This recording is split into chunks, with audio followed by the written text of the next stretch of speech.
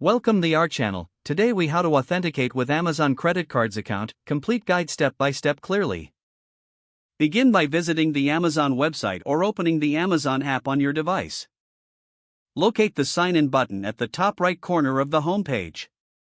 Click on the sign in button to go to the login page. Enter your registered email address or mobile phone number in the provided field. Click the continue button to proceed.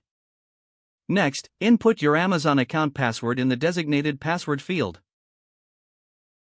If you have forgotten your password, click on the Forgot Your Password link to reset it. Once you have entered your password, click the Sign In button. After logging in, navigate to the Accounts and Lists drop-down menu. Select your account from the drop-down options. In the account settings, look for the Your Payments option and click on it. Now, you'll be directed to the Payment Methods page. Here, you will see an option to add a credit card. Click on Add a credit or debit card. Fill in your credit card details, including the card number, expiration date, and security code. Ensure that all information is accurate before proceeding. After entering your details, click the Continue button. You may be prompted to verify your account with a two-step verification process. If prompted, follow the instructions to complete the verification. Once your card is added successfully, it will appear in your payment methods.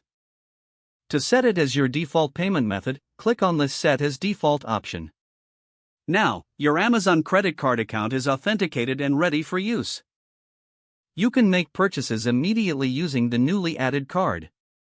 Always ensure your account details are secure and up to date. If the page does not load, refresh the browser or try again in a private or incognito window.